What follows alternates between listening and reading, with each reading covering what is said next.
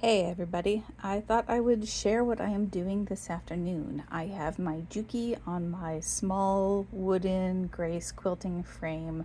I will try to get a screenshot of the whole setup, but basically this setup is really only big enough, the way I have it configured, for a crib size quilt. I have a throw size that I have recently finished that I need to quilt, and I'm not going to do most of the quilting on this frame, but it is just small enough, this throw is just small enough, it just fits on the frame so that I can use it to baste the quilt. So I am going to thread baste. You'll see I've kind of started, I'm using really long stitches on purpose. I have set my quilter's cruise control to be as long as it will go, and I will be doing just, kind of basic lines. The thread is a contrast color. I'm using a white on the top. I've got old bobbins to use up on the bottom. So I've got, I think, a purple color in there now, which should show up really nicely against my kind of white and gray quilt backing. That should make it hopefully not too painful to remove afterwards. So again, my goal here is to baste this quilt, top batting and back, so that I can free motion quilt it on a table where I have more room, because I want to do some large motifs in some of these areas. Anyway, here's a little bit of what it looks like when I'm doing this. It's going to look really darn amateurish if I was doing this for real quilting, but again, basting your quilt, definitely a time saver here. Let's see, first I'm going to move out to where I can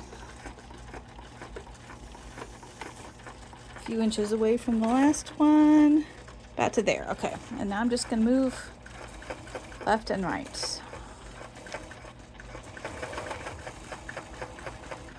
I'm just going slow. It seems like the slower I go, I get slightly bigger stitches. If I go too fast, the stitches actually start moving a little closer together. Just being careful as I go to stay straight-ish, make sure I'm not wrinkling anything up underneath.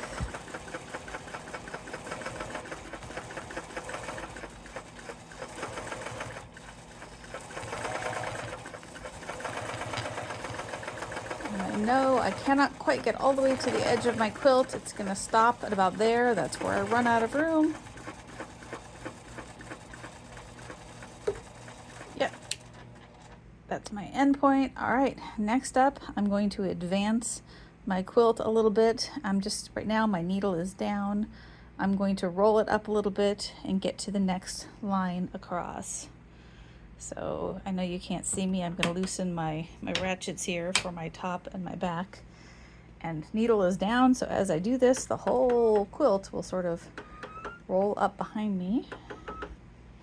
And I'm making sure I smooth as I go. My batting hangs kind of freeform between the layers. So even if you don't have a setup like this, if you have a long arm friend and you're not who can baste your quilts for you, this is a great way to get everything set up for you to do free motion quilting just at a table or at a desk if you're using a domestic machine. So you can also maybe a good way to practice your long arming techniques if you are new to how a new long arm and how it behaves. So I'm rolled up. I'm going to check real quick and make sure that my bar is not too close all the way down. I think I'll be okay for this pass, and then I'll need to raise this back bar as I go.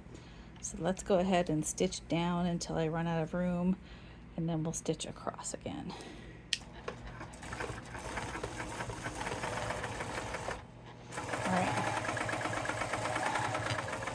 Feeling comfortable going a little faster now. So I am just driving as straight as I can across the quilt. Again, these are fairly good sized stitches. About the equivalent of a 4 or 5 setting on my Juki if I was doing this in a table.